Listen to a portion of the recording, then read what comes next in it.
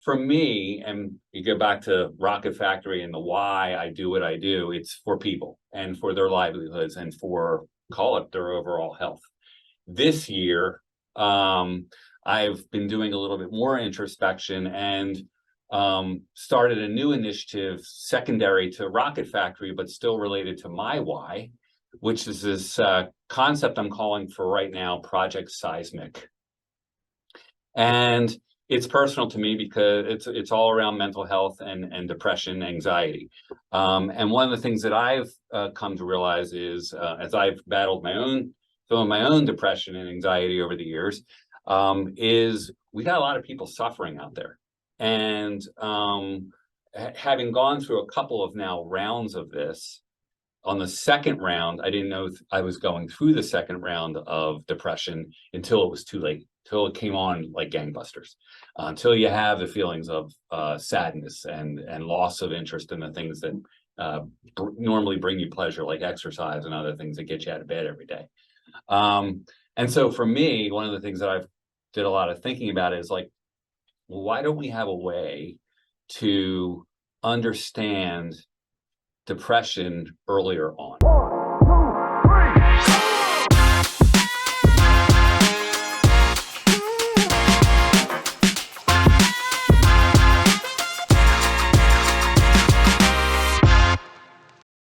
Welcome to America's Healthiest City. I'm your host, Will Melton. America's Healthiest City is a 10-year initiative to make Richmond the healthiest city in America.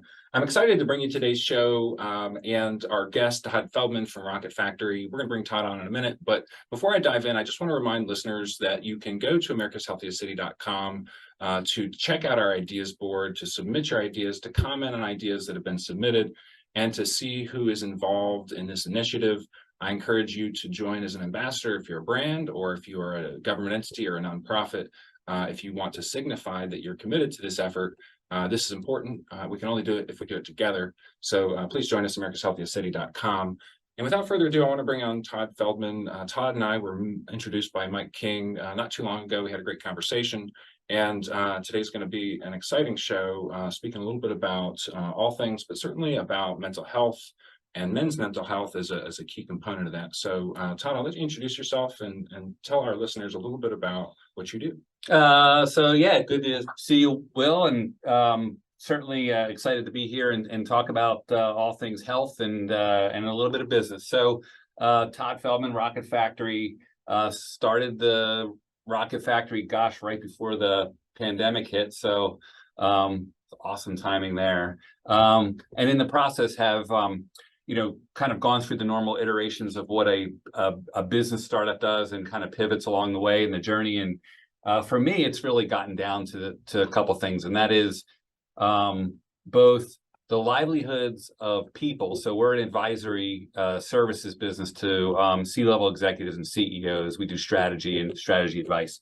And one of the things that we are always talking about is, we know that 70 to 90% of strategic plans called digital transformation plans fail. They underdeliver. And these are widely published studies that have come out and talked about this. And then certainly in my 30 years of doing strategy work and enterprise work, sitting on executive teams and as well as a consultant on the outside, I've seen the results of poor planning, and so it bothers me, and it has bothered me. So one of the things that I set out to do is let's talk about the reasons why strategy doesn't go so well. And we also know that plans take about 2 years to put into place. So if we are operating on a not so great, 70 to 90%, call it under deliver or fail rate, and it takes 2 years to figure it out, let's work on the things that we know are going to affect that plan in 2 years.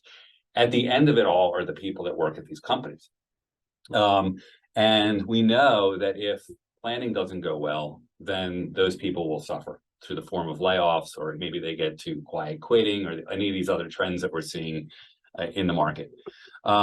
So for me, and you go back to Rocket Factory and the why I do what I do, it's for people and for their livelihoods and for, call it, their overall health.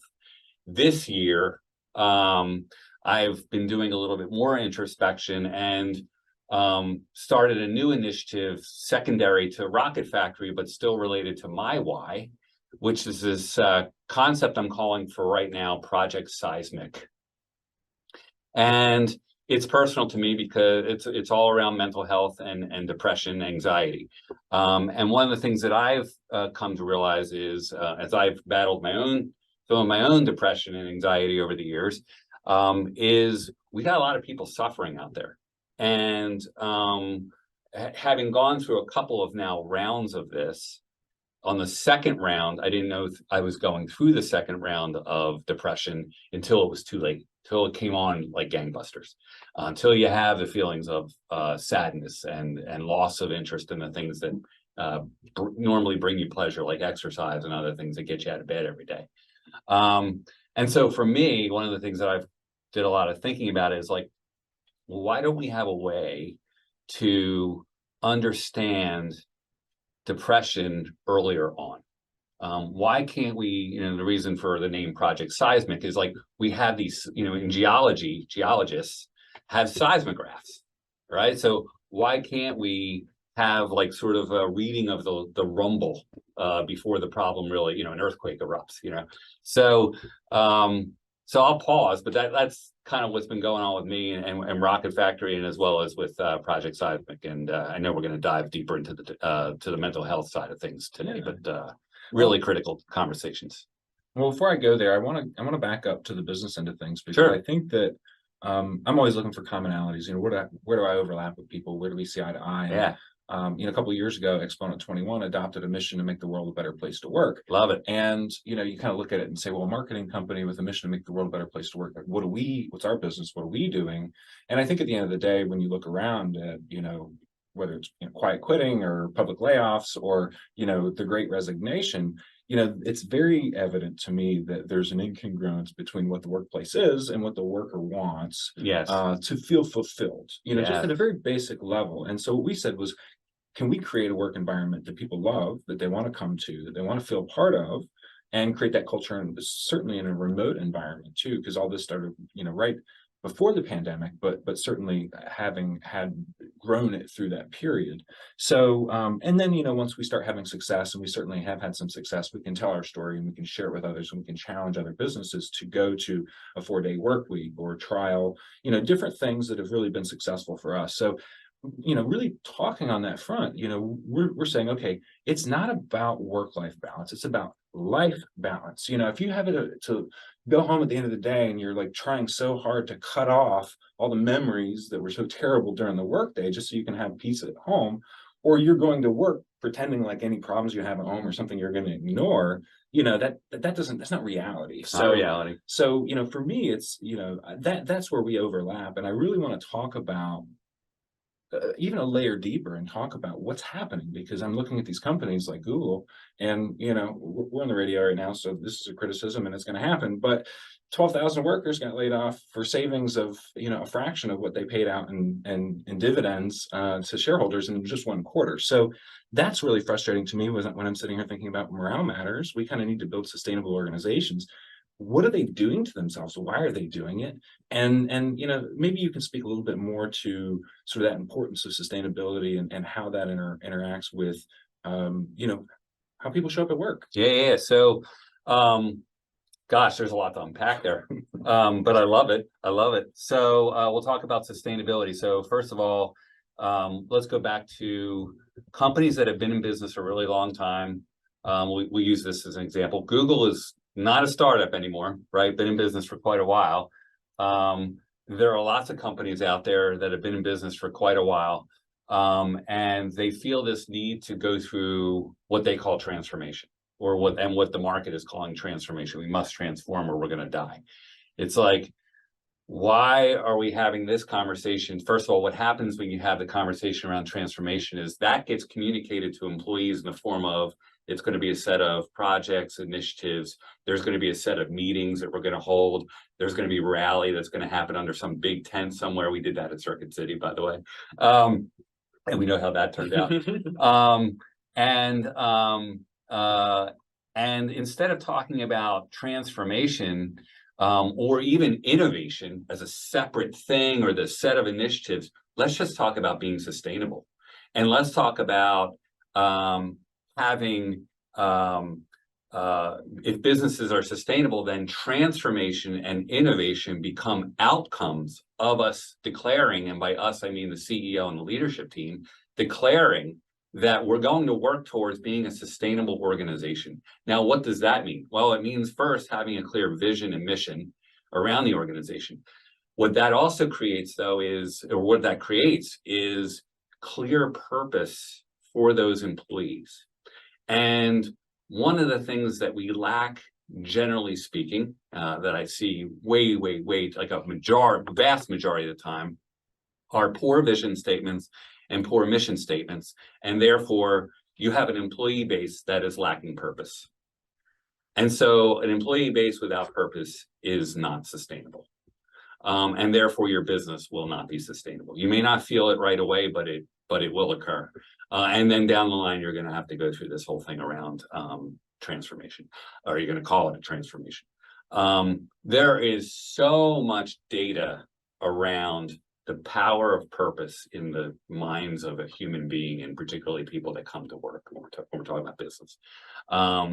It's overwhelming. So if you give people purpose, they're going to be speeding to work. They may, as you said, they may still bring the stuff that is part of their life to work. And by the way, part of giving grace and being empathetic as a leader is also understanding that when they come to work, they may have some stuff, but with purpose, they will go do their job, and they will go enjoy their work, and maybe it becomes an escape from what's going on in the rest of their life. So. You're listening to America's Healthiest City on ESPN Richmond 106.1. I'm your host, Will Melton, and we have Todd Feldman from Rocket Factory today. We're discussing business and mental health.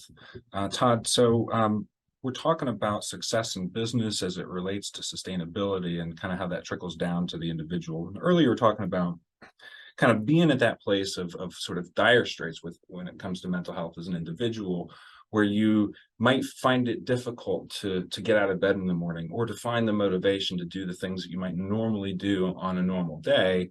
And then you kind of talk about the data behind, purpose-driven life. And maybe you could speak a little bit more about that personal, mission statement, or that personal vision that is, sometimes really salient, and then sometimes it perhaps is, a little bit more distant.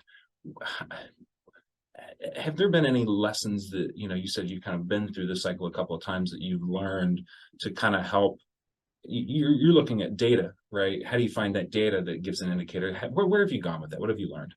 So I think the first time, it's funny because I've done a lot of, particularly even over the last 6 months, I start to think back on my career and my life, and I've had my share of, like anybody else, you lose your parents, you have stuff going on in your personal life that happens.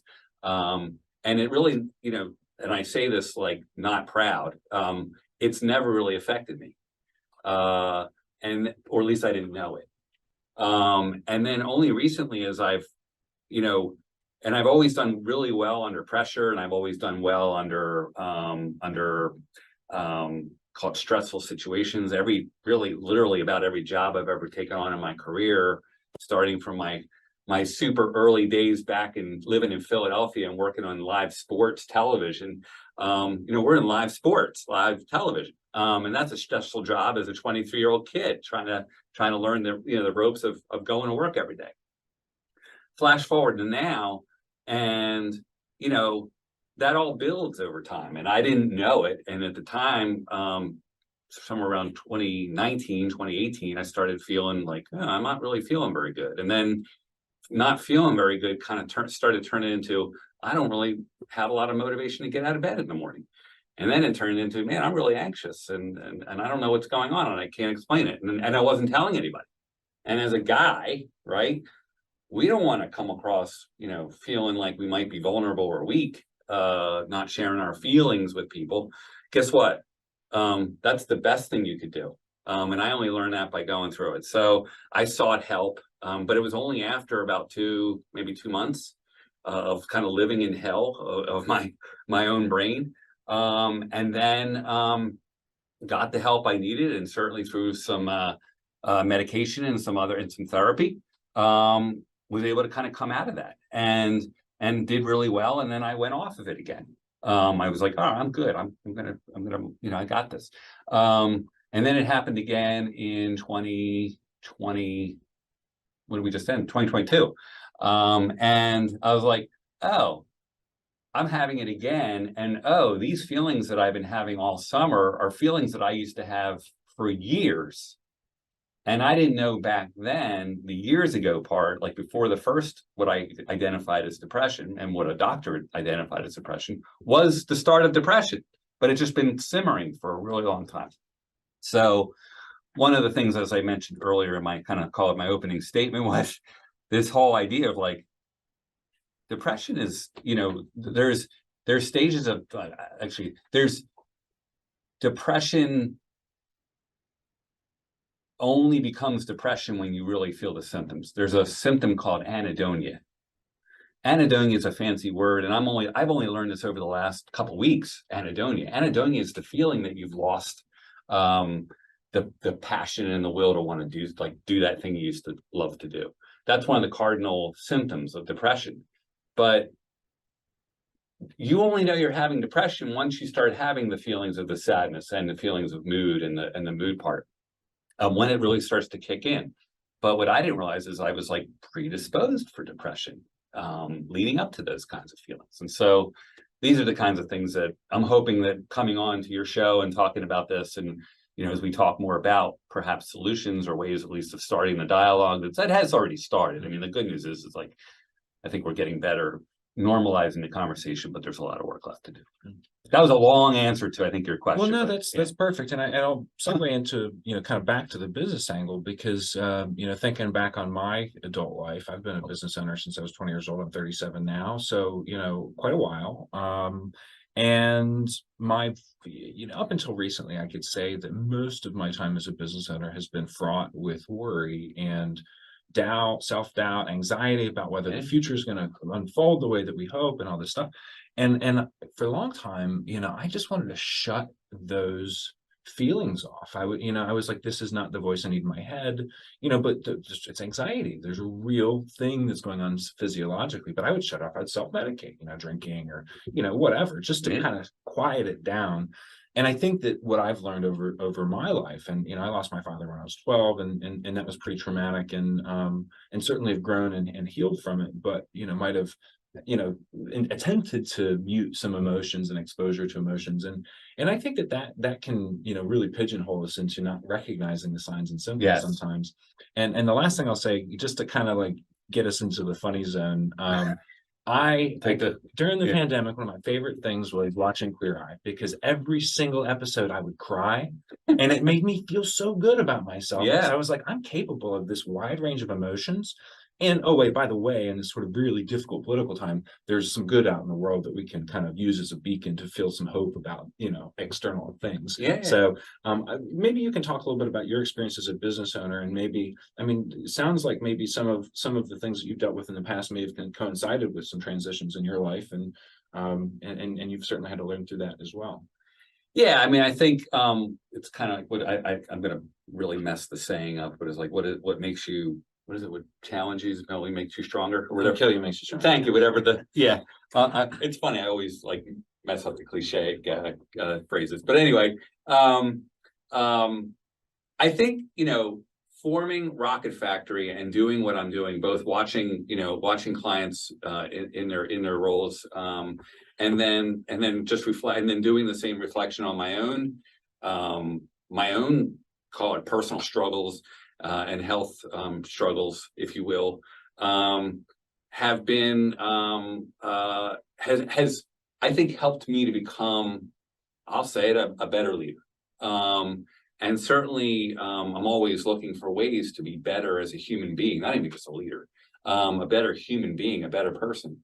And I was always and have always been this kind of like, I'll run into a brick wall, I'll go after something if I see it. It's like, but I think what I've lacked at certain times is reading the room, or being more aware of what's going on around me.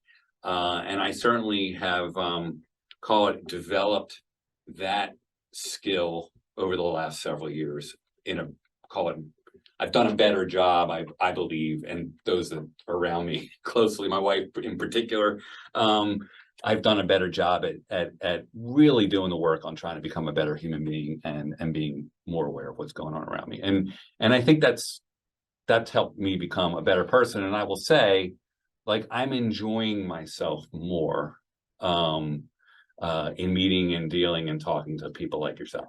It's been a lot of fun. You're listening to America's Healthiest City on ESPN Richmond. I'm your host, Will Melton. Follow us online at americashealthiestcity.com and where you get your social media. So kind of going to vulnerability as a tool to kind of fight depression, or at least to bridge the gaps in our social world. You sound like you've been practicing vulnerability a little bit, talking to more people, as you mentioned. What is the outcome of being more vulnerable with other people, and maybe speak a little bit to being more vulnerable to people that you're already close with versus maybe being vulnerable to people that are maybe a little bit more stranger? I think I could address both. I think, well, certainly being more vulnerable. I mean, it's easier being vulnerable with the people you're close to. As I've come out and talked more about my own, call it battles or struggles with depression and anxiety, it's just been interesting because the more people I talk to, everybody, I'm going to say 90% of those that I've talked to are saying it right back to me, like, yeah, I've had that, or I've had these feelings, or I've had my moments, or I have a loved one that suffered. And I just think that the more, we have and I don't have the statistics with me because I'm still literally at the starting line of figuring some things out for Project Seizmic, but we know suicide is at a very high rate. We know that from a trauma perspective, we're all just coming out of being locked away with the pandemic, and the world is getting normalized, or working towards getting normalized again, and we still got people stuck, a lot of people stuck in a lot of from being isolated for 2 years. So I think what I have discovered is talking about it has both helped others say back to me that maybe something they've never shared with anyone before, but at the same time, it's helped me as well. And so, I like to put others first in this discussion. And I think the more we talk about it, the more both we're helping. We're both, like, as human beings, we're helping one another. And that's the important thing. I think we have to talk more about the way we're all feeling. Well, it always amazes me how many people don't know why you're supposed to put your mask on first when they fall down an airplane. That's right. Yeah. And that is, for those of you listening don't know, if you have passed out because you don't have enough oxygen, you can't help your seatmate put their mask on. That's right. Yeah. Get your oxygen first, and then maybe you can help other folks out there. I don't think that there's anything wrong with acknowledging what our needs are and serving those needs. But I think, one of the things, and I wish I knew the name of the book and I should have written it down, but I didn't. But my wife recently read a book that was talking about sort of all the things in modern day society that is, that are impacting us. And, one of the things is, like, our phones steal about 5 hours a day from us. And that's time we're not in the dirt. That's time we're not listening to music. That's time we're not, amongst the trees and talking to people. And, one of the things that ends up happening is when we go deep into these isolated states, we have a tendency to go deeper into these isolated states. But if we go out and we seek out that human connection, we find joy in it. We're reminded of why it's good for us, and we go seek out more of it. That's right. So, that's, I think, as you look for some of those indicators, that could be one of them. And I actually have noticed myself, I'll look at my patterns on social media and see if I haven't posted on LinkedIn for a couple of months, something's probably, maybe not, on point. Maybe I'm really busy and there's a real reason. But a lot of times I'll notice that I've come out of those periods kind of feeling like I just left the funk, and I'm like, I got to get posting again. It's interesting as we talk about early detection of depression. Some of the studies that have been done have been around, like, location-based technology with phones, and is suddenly the phone not moving in the usual patterns, or there's been I think social media analysis done around study participants and whether or not they're posting as much as they used to, just like you used to that you just shared. Some of the things I'm looking into as part of Project Seizmic from an early detection of depression is And there are firms that are doing some fabulous work out there. And as I learn more about it, it's great to see that there are folks doing some things around genome sequencing and leveraging RNA technology. And I know that all sounds great, but it's kind of the way the vaccines were developed. It's through RNA technology, and then so more of the biological, like deep DNA work that needs to get done. And again, I'm no clinician, but working on actually finding a couple to talk to. You find them, send them my way. Yeah. Well, from I'm the neurobiology piece, and then there's things being done around brainwaves and brainwave technology and being able to detect those kinds of things, and a lot of other work as well. So the good news is that there are those that are doing some things. I'm just interested in, just get to the scenario. I get really interested in, we go to the doctor's office every year and we get our physical, or we should be, and we get a blood pressure cuff put on our arm, and we get our temperature taken, and the doctor will run blood work to understand our physical health. But we don't do that for our mental health. Only time a doctor will pull out a questionnaire that is very subjective, and they will ask you a list of questions, is when you're starting to not feel well. And by then you're already in the middle of it. So anyway, that's some of the things that I'm pursuing and hope we expand our opportunities around. Well, it sounds like a great potential Apple Watch app to figure out the algorithm. Yeah. So one of the things that we ask our guests on the show, and for those of you listening, if you go to americashealthiestcity.com, you can check out the ideas board, which is a collection of ideas that have been submitted from those in the community, our ambassadors and individuals alike, small ways and big ways that we might think about making a difference in our community to make us healthier. So Todd, I'll ask you, do you have something that you want to add to our ideas board today? Well, I think it's opening up the conversation. If you're not at home, if you're not doing it at home, having conversations with your loved ones, I think that's certainly one place to go. If you're feeling a certain way, let's say you're walking around with feelings of butterflies, and this constant butterflies in your stomach, or this constant feeling that maybe you're having negative feelings about yourself or your self-worth, please talk to somebody about it, a friend. There's a helpline, you can dial 988. I hope I have that right. It's like 911, but 988 for mental health and suicide prevention. Certainly want to do that. I would encourage any of the employers out there listening, if there are programs that can be stood up around workplace. We do a lot of the health screenings, physical health screenings around our employees, and that of those that want to participate, why not have mental health screenings and help get employees or employers take a more active role in understanding how their employees are doing mentally. Well, thanks for those. I'll make sure they get added to the site with some context. For those who are looking for you, whether they're a C-suite executive looking for guidance or if it's just somebody trying to connect with you to continue the conversation, how can they find you? Yeah, the best place, particularly around Rocket Factory, is gorocketfactory.com, and you can reach out to me there for any of these initiatives. Great. Well, thanks for coming on, Todd. I hope to have you again in the future, and keep us informed as you make some progress on that early detection. It's awesome to be here. Thanks a lot.